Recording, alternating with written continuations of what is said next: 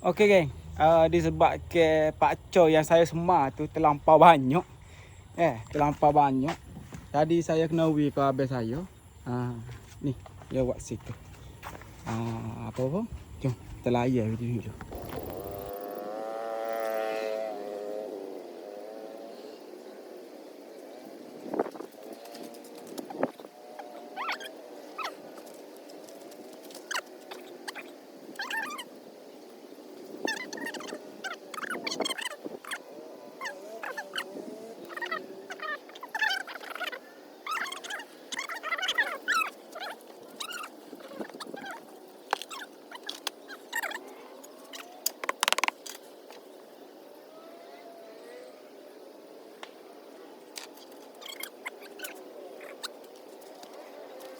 Okey geng, nanti saya tunjuk farm apa saya kan dah. Memang banyak dah itu. Tapi lo ni banyak kutik dah jadi agak kosong sikit. Tapi saya mau kenal apa saya dia tok dalam titi ni dia tok. Apa-apa jom. Kita tengok jap lagi dah.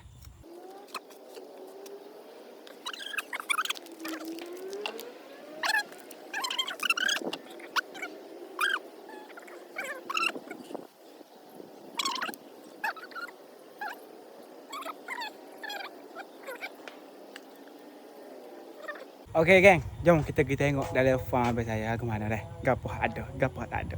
Jom. Okey geng. Weh, naik pakai atas dah. Lama tak tengok. Ini air tu penuh ni atas ni. Lah ni tak ada lagi. Rasanya baru semanak ni baru. Tengok lada ya hidup lada ya. Lada ya jadi pandangan utama kalau masuk dalam ni. Ni baru semua ni. Baru pindah. Baru pindah kau belakang ni. Ni hak kita duk tunggu-tunggu ni. Hidroponik ni. Saya pun nak buat juga tapi sabar dulu. Tak ada lagi. Saya nak buat style lain.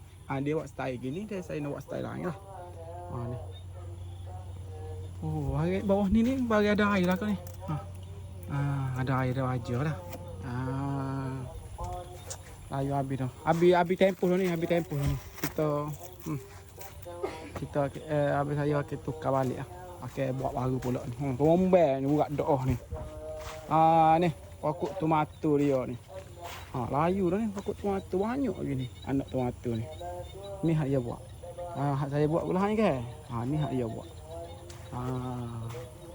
Ni tak tahu ni anak dia apa ni. Tak tahu lagi ni. Tak tanya lagi. Okey geng. Itulah geng. Ni geng apa saya geng. Mesti saya buat kenal lah titi ke mana. Kena. Acah saya dah. Nak klik pindah pak anak pokok tu.